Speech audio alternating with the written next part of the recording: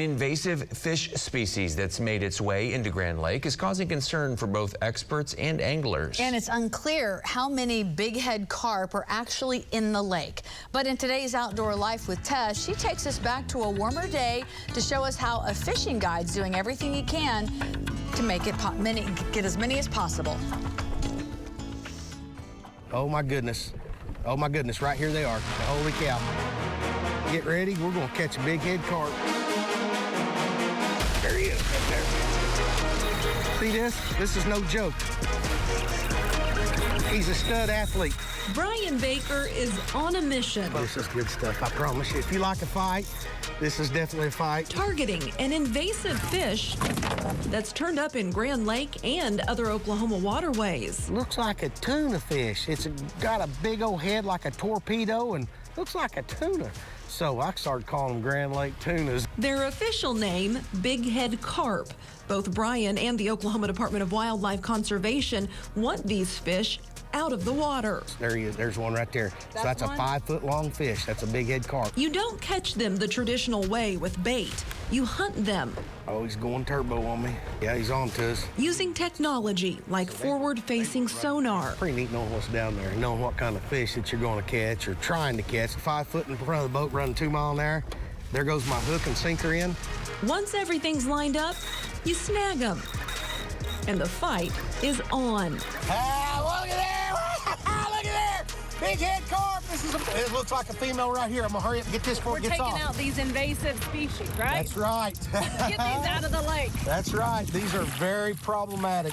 Brian owns Spoonbill Wreckers, a fishing guide service, but spent more than half the year chasing bighead carp himself. That's a big one. In all, he's removed 59 from Grand Lake and its tributaries this year, including the 118-pound state record, answering a call from the Wildlife Department to help eradicate the fish.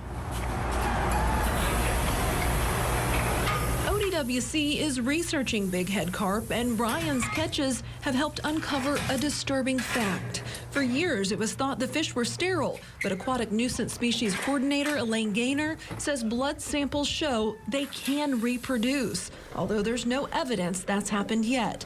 But if it does, she says it could have a devastating impact because bighead carp grow so large, they filter in a lot of food, competing with native species like paddlefish and gizzard shad. The bait fish in the lake and all our native fish will starve. Everything will suffer when we don't have bait fish. Every fish.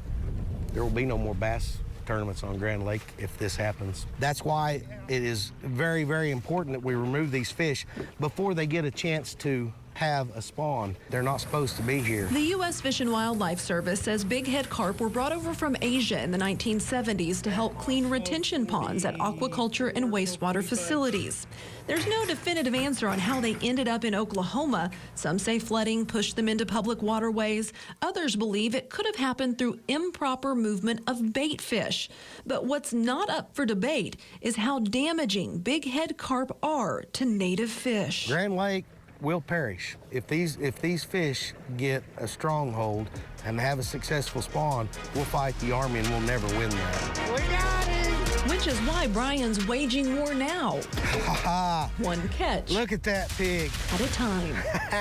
Tess. Fantastic. Oklahoma's own. Thanks for the teamwork. That was great. News on 6. Academy Sports and Outdoors wants to give away a $50 gift card to one of our viewers watching this morning. So text the word Academy to 79640 for a chance to win.